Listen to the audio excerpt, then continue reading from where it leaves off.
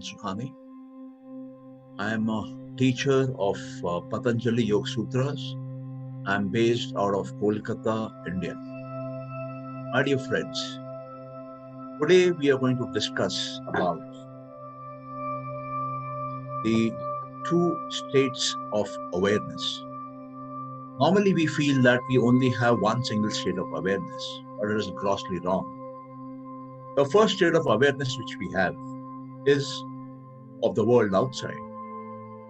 And the second state of awareness which we have is of the world inside. But there is another, more important, very powerful state of awareness which changes our life by a dramatic way, by an unbelievable way. We transcend another world, another state of existence, another level of existence. So let us look at these states of awareness. You all know that our awareness comes through our organs of sensing. What are these organs of sensing? These organs of sensing are actually 5 probes. Yes, they are 5 probes which is picking up knowledge from the outer environment. So we are a body, and whatever is happening out there, outside our body, in our outer environment, is picked up by these probes. These probes operate, one on light, another on sound, third on smell, fourth on taste, and the 5th one on temperature.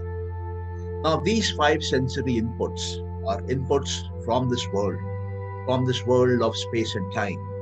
And these sensory inputs are limited in many, many ways. How are they limited? We know that light is an electromagnetic spectrum. It operates from a very low frequency to an extremely high frequency. But our eyes can only observe a particular part of it, a particular spectrum of it. Similarly, sound. We know sound can be from virtually any frequency to any frequency. But our ears have a tendency of picking up a particular range. So that again limits our awareness. Our eyes limit our awareness. Our ears limit our awareness. Our nose can smell a particular range of smells. That again limits our awareness. Our tongue can taste, but it can taste limited taste. So there again is a limited awareness. And the 5th is the temperature. Can our skin measure all temperatures? No, it cannot. There are certain higher temperatures which it cannot stand. So my dear friends, we see that the outer environment is picked up by us through our 5 probes of the 5 sensing organs, and they are limited in nature. And what do they create in us? They create a sense of awareness. They reach the mind. The mind processes this data which has come in, and mind creates a sense of awareness. This sense of awareness, this data, this information, this knowledge is stored in a memory, is stored in a chitta. Chitta is the storehouse of memory. Chitta is the storehouse where all data from this life and all past lives is stored. And that data is used in our future lives also. So my dear friends, this awareness is an awareness through the body. This is an awareness which comes from the world outside, physical world outside, through the body into the mind. That is the first level of awareness which we have. That is the awareness of the world which we have. The second level of awareness is when we from our inner self, when we from our inner mind, we are able to see, to perceive, to realize what is happening inside us. That inner awareness comes because of the inner stored data. It is processed in 3 places inside us. It is processed in buddhi. Buddhi is the intellect. It is processed in the Ahankara. Ahankara is the ego. It is processed in the mind. Mind is the manas. So these three together form the antakarana, the inner cause. The inner cause leads to whatever happens outside us. So this is a level of awareness, which is, you can call a second level of awareness, you can call an intermediate level of awareness. Why am I saying this is an intermediate level of awareness? This level of awareness is happening in the mind. This level of awareness is happening in the chitta. Chitta is a common term used in yogic parlance for the combined effect of the intellect, the ego, and the mind. Or in other terms, in Sanskrit terms, the combined effect of the buddhi, the ahankara, and the manas. Now this awareness is by itself again limited, but this awareness is fluctuating because it is an awareness of the mind. It fluctuates within the limited and the unlimited. The awareness which is coming through the sense organs, which is coming through the body, is always limited. But the awareness which is coming from the mind is a combination of limitedness and unlimitedness. But there is a third kind of awareness. This kind of awareness is an awareness which comes from the soul, which comes from the Atma, which comes from the Purusha. When you are at this level of awareness, then the awareness is absolutely unlimited. The awareness is infinite. There is no limit in any way to what you can perceive. What you perceive is in a way beyond what the sense organs perceive. What you perceive is perceived by higher levels of consciousness, by higher levels of intuition, insight, sixth sense. It's also called pragya or pratibha in Sanskrit. Now the knowledge which is coming in is beyond the domain of space and time. Now the knowledge which is coming in is beyond what the normal other people know. This knowledge is extraordinary knowledge. This knowledge is supernatural knowledge. This knowledge is mystic knowledge. This knowledge is beyond this physical universe. And that is the place from where you get the extraordinary powers, the supernatural powers, which result because of the supernatural knowledge which one has picked up. Now this supernatural knowledge, this supernatural powers, these mystic powers can only come when you are in a state of mind which is beyond the mind. When you are in a state of mind where in fact there is no mind. What do I mean by no mind? You see, we have to understand this reality in three levels. In the first level of understanding the reality, the first level of understanding awareness, it is the body which is working. In the second level, it is the mind. And the third level, it is the soul.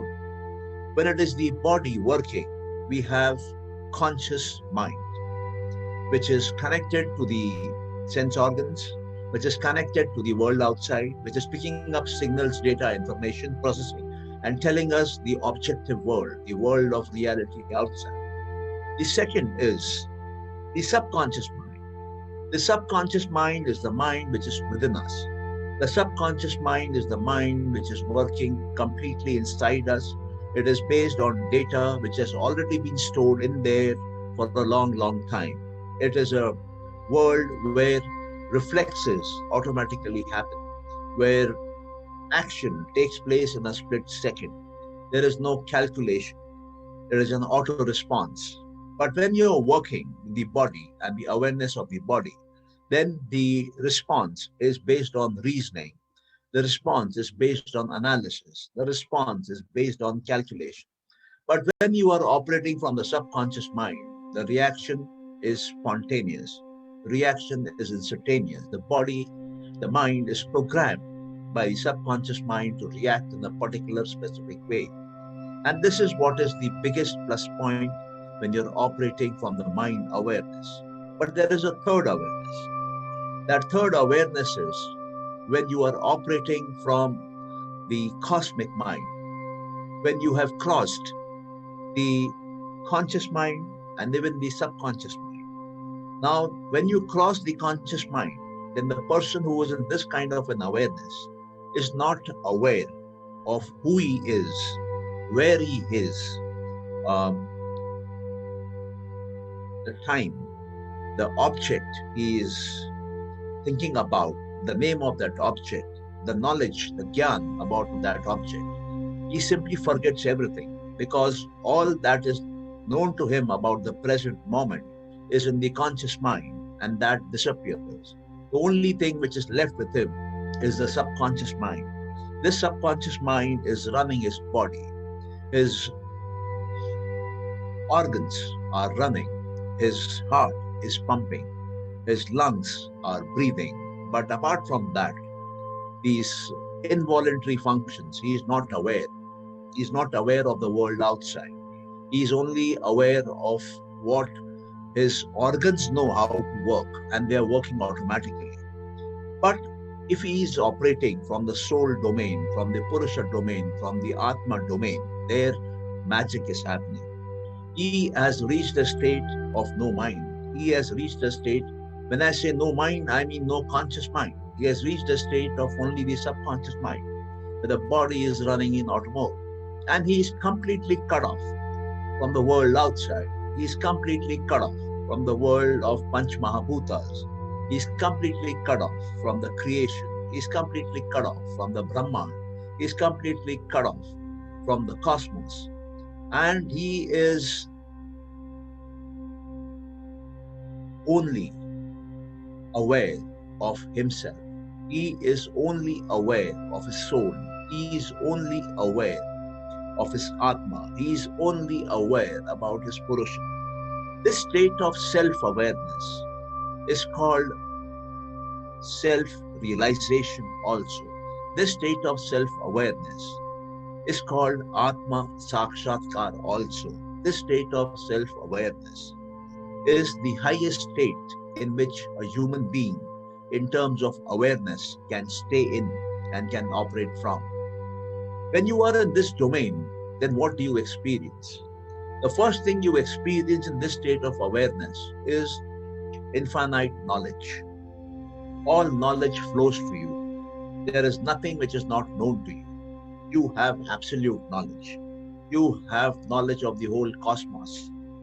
So this is the first benefit, the first happening which takes place. Then knowledge is power. So when you have infinite knowledge, when you have abundance of knowledge, automatically power flows. When you have infinite power, you have abundant power.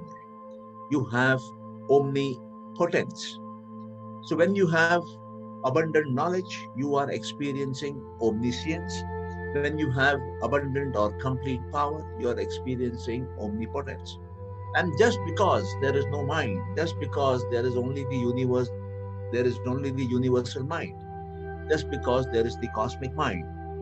So you're present everywhere. Your presence is everywhere in the creation. So you are omnipotent, you are omniscient, you are omnipresent, and this experience can be had by any individual on this planet.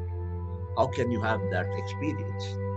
If you go to understand what Kapila Muni had said in Sankhya Darshan, he said this whole creation has two realities. One reality is the Purusha, that is the soul, the Atma.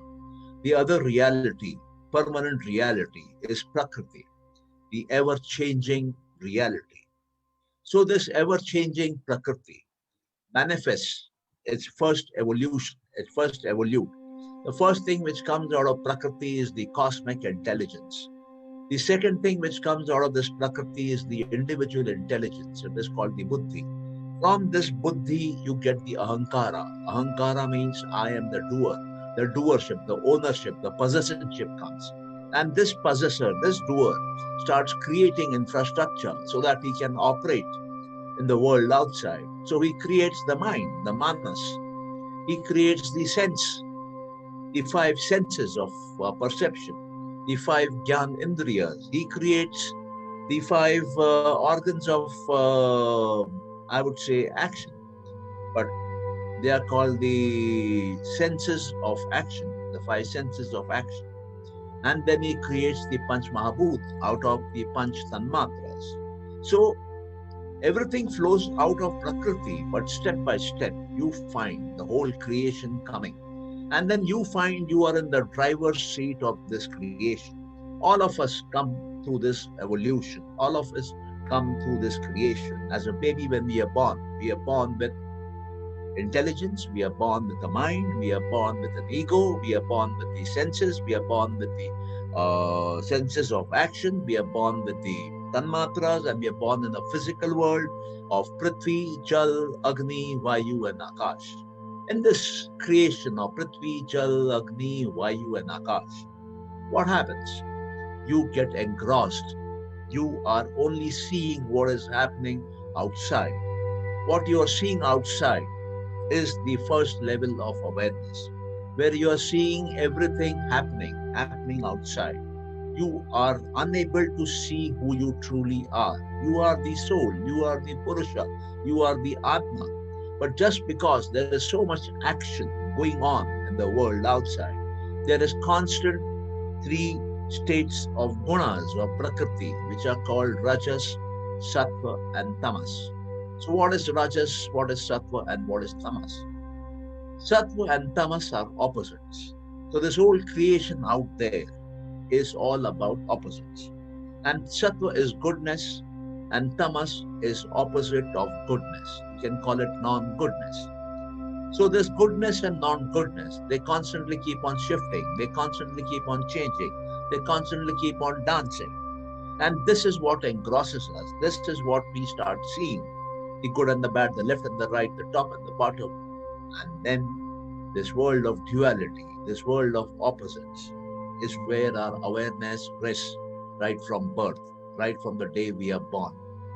But this does not stop here. As you realize that you are in the world outside, as you realize that is the cause of all the sorrow and all the pain, the fluctuations in the world outside, the changes in the world outside, the modifications in the world outside, creates corresponding changes, fluctuations, and modifications in your mind. These fluctuating changes, modifications create automatically a ground for sorrow, for pain. They also create a ground for pleasure, for happiness. So this fluctuation between pain and happiness is what is called samsara, is what bothers each and every human being, because it does not give a peace of mind. There is a constant fluctuation, constant change, constant modification, and everybody is looking for permanent happiness. Everybody is looking for bliss. Now, is permanent happiness possible? Yes, it is possible. You have to transcend. You have to move out from the world out there, which has captured your attention, which is holding you a prisoner. You have to come in. Where do you come in? You come into the intermediate stage, the mind. You have to remember, we are existing in three levels: body, mind, and soul. So the first level of awareness is built around the body. The second level of awareness is built around the mind. And this mind keeps on perceiving whatever it is figuring. This mind is an instrument of perception. So it is picking up signals from within itself also. Signals which are coming from right knowledge which it had, signals which are coming from wrong knowledge which it has picked up, illusory knowledge, signals coming from past data, memory, signals which are coming from imagination, projection into the future, and signals which are coming from sleep. These five are causes of fluctuations in the human mind. And these fluctuations are constant, and these fluctuations are random. These fluctuations do not stop. And as long as these fluctuations are happening, our mind is busy watching what these fluctuations are. And what the mind is busy in watching, our soul automatically gets attached to what the mind is seeing, what the mind is playing with, what the mind is fluctuating with, what the mind is modifying constantly. And that becomes our awareness, that becomes our reality.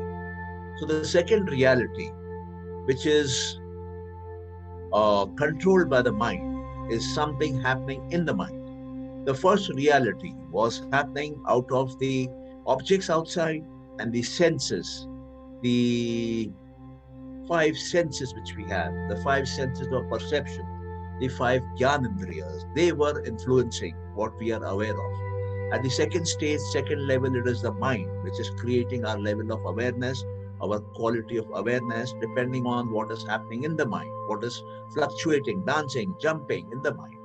And our soul becomes busy, occupied, watching this dance, watching this performance of the mind, watching these fluctuations of the mind. It becomes engrossed. It is like it watching a movie in a movie theater. It just happily sits on a chair and starts watching and enjoying the movie of life, watching and enjoying the movie which Prakriti is displaying for the soul, for the Purusha, for the Atma. It becomes interested in what this Panch Mahabhutas is automatically dancing and creating for the mind. And mind is duplicating exactly whatever it is seeing outside. Mind is playing with whatever is coming from the inside. And this combination, this dance of Prakriti is what engrosses the soul, the Atma and the Purusha. So these are called vrittis. These modifications are called vrittis. And Patanjali says, the goal of yoga is to stop these vrittis. The goal of yoga is to stop these fluctuations. Only when you stop these fluctuations that you experience the ultimate. Only when you stop these fluctuations, you experience the totality. Only when you stop these fluctuations of the mind, that you're able to see what nobody is able to see. You experience absolute knowledge. You experience absolute power. You experience absolute presence. So how does this happen? Now, beyond the mind is the soul, the Purusha, the Atma. And what it is doing, it is looking at the mind and it is, in a way, enjoying whatever the mind is showing. But if we are able to control the mind, if we are able to work the mind in such a way that the effects of the world outside and the effects of the thoughts inside is not creating any vritti in the mind, it is all controlled, it is all subdued. There are no fluctuations happening in the mind. There are no modifications happening in the mind. The mind has become absolutely calm and still and peaceful. The mind has become completely silent. The mind becomes like a still lake.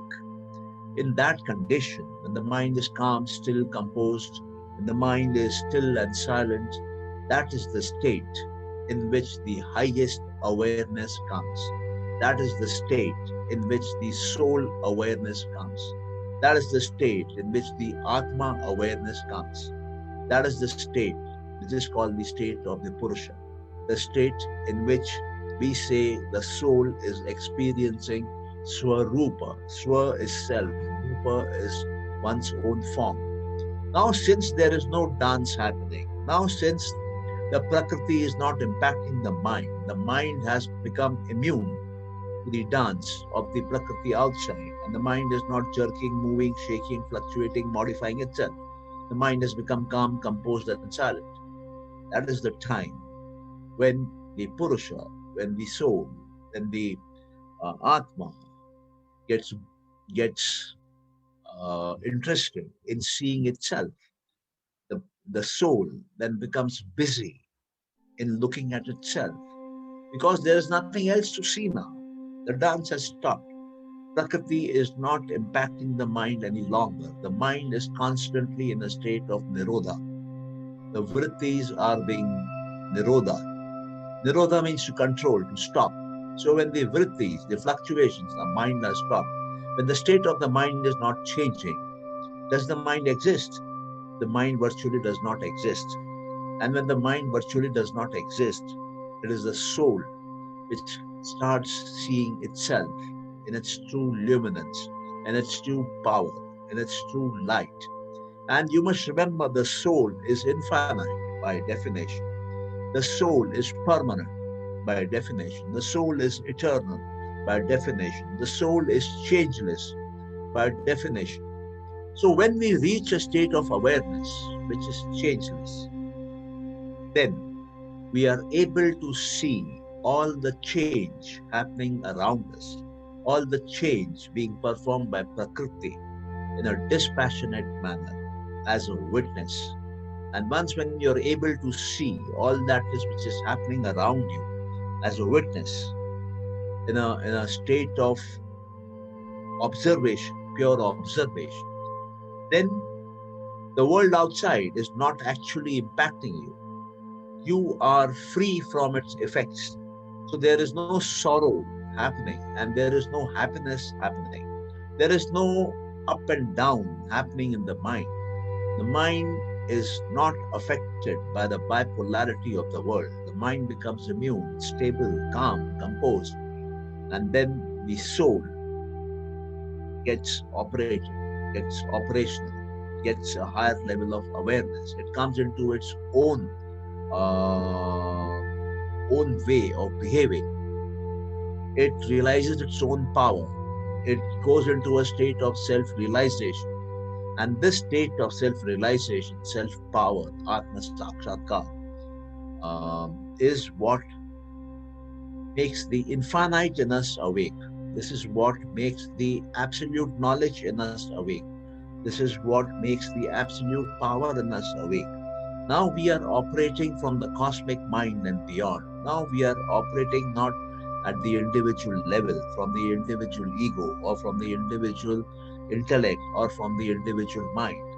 We are operating at a higher level. We are operating at a level of the cosmic mind and beyond. We are operating at the level of the Prakriti. We are operating at the level of, you can say, Purusha. Because as you keep on neutralizing the changingness of the mind, as you keep on becoming immune to the changing capacity of the mind, you are actually literally moving higher and higher in soul consciousness. You are reaching a state where you will be experiencing complete bliss. You are reaching a state where there will be no sorrow. You are reaching a state where you can experience permanent happiness. And this is precisely the state one can reach by studying the Yoga Sutras of Patanjali. This is precisely the state that is what was expressed by Kapila Muni. His objective of preparing Sankhya Darshan, his objective of creating this theory of the Purusha and Prakriti was to take care of three sorts of human sorrows. The first human sorrow happens because of what is happening in our mind inside us. And the other sorrow happens from outside us, outside the body. Now here too, there are two causes of sorrow. One is what is coming to us through the world outside, the people, the animals, the birds, the vegetation and nature. And the other sorrow is something which is coming from the outside, but beyond human control of any sort. It could be Pitra dosh, it could be Graha dosh, it could be the curse of a Deva, it could be any reason why it is coming from the outside. So what Kapila Muni said, he said, my purpose of creating Sankhya Darshan is to find a permanent solution for happiness. And that is the purpose of my inquiry into this whole creation. And he created those 25 tattvas of creation. He created Satkaryavan. He is the first philosopher to come out with the first Indian philosophy, Kapila Muni. Kapila Muni is considered to be an incarnation of Vishnu. His contribution to Indian philosophy is phenomenal. So what he gave as philosophy to Indians was actually knowledge. He said merely by knowing this knowledge, you will be able to acquire complete freedom from sorrow. You will be able to experience permanent happiness. Only thing you need to do is remove your ignorance. You need to realize that you are the Atma and all around you is Prakriti, dancing, enticing, working for you, at times working against you, depending on how are you observing Prakriti. So my dear friends, that is the beauty of it. Sankhya Darshan says, just realize you are the Atma, you are the soul, you are the Purusha, all your sorrows will disappear. And second, once you are operating as a soul, as a Purusha, you are not operating in the limited domain of the mind. You are not operating in the limited domain of the body. The domain of the mind, though at times can behave in an unlimited way also, depends on how your mind has been programmed. But everything cannot be unlimited. Everything cannot be infinite in the mind unless and until you have trained your mind in such a way that it is operating from the soul domain where everything is unlimited, where everything is infinite, where the knowledge, the power, the presence is everywhere. It's infinite. And such an existence is possible. By how is it possible? Yoga, Yoga Darshan of Patanjali Yoga Sutras has come up with various steps, processes by which practices by which it is possible to move step by step, gradually, from a presence of outer body awareness to inner body awareness, inner mind awareness, and further inside to the soul awareness. This is what we need to achieve in our life. Can it be done in one life? Yes, it can be done in one life. Sankhya Darshan says, be aware of this reality. Reflect on this, meditate on this, contemplate on this. This will become a part of your memory, and whatever becomes a part of your memory, whatever sanskaras you create, will become a karma, because that is the law of sanskara to karma conversion. Anything which you pick up from the world outside in the form of a vritti, in the form of a modification of the mind, then that is stored. And whatever is stored becomes a sanskara. And the sanskara with time, in a particular place, in a particular life, will turn into a karma. And the karma is action. So what it means is what starts internally as a thought, as a mental experience, becomes a physical reality in the world outside. This is the biggest finding which the yoga has presented before us and given us a methodology, a way, a technique by which we can move from the lowest form of awareness to the highest form of awareness. And as we shift in awareness from low to a high level, we find the presence, the importance of the body disappears. We find the presence, the importance, the significance of the conscious mind disappears. We find it is then only the subconscious mind and the cosmic mind which guides us, which takes us through into the state of Prakriti. Prakriti by itself is infinite. Prakriti by itself is permanent, eternal. And that state, we are able with our willpower to control the fluctuations in Prakriti, the Rajas, Sattva and Tamas in Prakriti. And when we are able to control these fluctuations, when we are able to modify these fluctuations and bring them to a halt, bring them to a stop, bring them to an equilibrium, then we reach a state which is called Purusha, which is called the Atma, which is called the soul. And that state is a state which is infinite. Infinite in knowledge, infinite in power, infinite in presence, infinite in time, non-changing. It does not change. It does not fluctuate.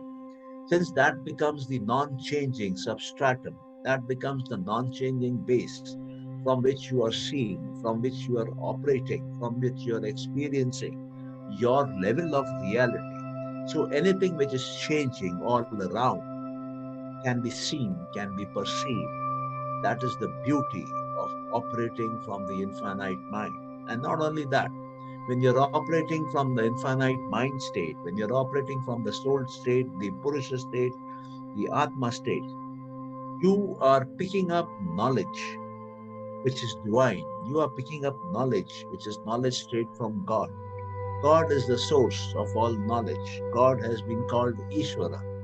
Ishvara, Patanjali says, do Ishvara Pranidhana. When you do Ishvara Pranidhana, when you are committed to Ishvara, when you are surrendered to Ishvara, when you are in bhakti with Ishvara, where you are in Sharanagati with Ishvara, when it is only Ishvara and you are not there, that is the time when you experience His omniscience, His knowledge flows to you. Flows to you because He is the eternal Guru. He is the Adi Guru. Ishvara is one who has given us complete knowledge which human beings have ever picked up. No knowledge has actually come from the human mind. All knowledge has come from the creation, and God has got the absolute knowledge. No yogi, whatever be his achievements, whatever be his siddhis, can never ever exceed the knowledge of Ishvara. His knowledge will always remain below the knowledge of Ishvara. And that is the beauty of it. That Ishvara is our eternal Guru. That Ishvara is our Adi Guru. And he shares his knowledge with us. So Patanjali says, chant Om. When you chant Om, when you do the japa of Om, you reach a higher state of existence. You reach the higher levels of consciousness. And then you find all the mental distractions, they disappear from you. Mental distractions like disease, anxiety, depression, breathing problems, trembling, self-doubt, lack of confidence, apprehension, over-attachment, laziness, things like this. So with chanting Om, you not only remove your physical problems of the body, you remove your mental problems of the mind, and you reach a higher level of soul consciousness. So Patanjali puts importance on Om chanting. From my experience, I will tell you, if you are not able to chant Om, it's perfectly all right. All you need to do is listen to the Om chant. You can put it on wherever you are, in whatever room you are, and keep it on a mobile. There are a lot of apps available, a lot of YouTube videos available. Keep it on. Keep it on for some time. It could be 15 minutes, 30 minutes, 1 hour, 2 hours, 3 hours. Let that sound enter you. Let that sound create magical changes inside you. And another thing which you can try is when you're going to sleep, then you can put the Om chant in a slow volume next to you. And you will find that slow chant working all through the night. It will start entering your subconscious mind. It will get programmed. And if you're doing it consistently for a number of days, then the Om chant will be an integral part of you, working there. It will be there in your memory cells. It will be there in your neurons. It will be there as a neural network. So you will have a high-powered brain. You will have a nervous system which is capable of transcending the lower levels of awareness. So we had seen there are essentially 3 levels of awareness. One is the awareness which is from the senses, sense organs of the Panch Mahabhutas at the body level.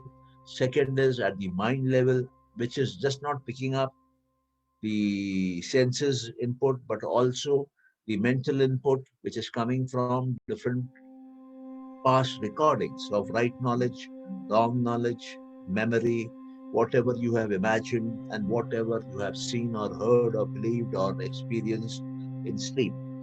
So these 5 give you a level of awareness which is limited to unlimited in scope. The body awareness is 100% limited in scope. And the third level of awareness, when you are operating from the Atma, you're operating from the soul, you're operating from the Purusha, you experience the infinite state of mind. You experience the zero state of mind. Now you will say, how is that? You see, when you are tending towards zero, you are tending towards being infinitely small. And when you are tending towards infinite, you are tending towards something which is infinitely large. So since this is a world of opposite polarities, you have infinitely small and infinitely large. And both are infinite, small and large. So when the mind disappears, that also has the power of infiniteness. When the mind is there, 100% fully developed, evolved in all its power and glory, that also is infiniteness of the mind. My dear friends, we had a nice long discussion. I hope this will help you to understand how to transcend from a lower level of awareness to a higher level of awareness and to the highest level of awareness. It will help you understand that the senses will only lead to pain, the mind will only lead to pain, because the senses and the mind and the world outside of objects, matter and mind, both of them are part of Prakriti. Prakriti will constantly keep on changing, fluctuating, dancing, modifying itself, and that is the source of all sorrow, pain, dukkha.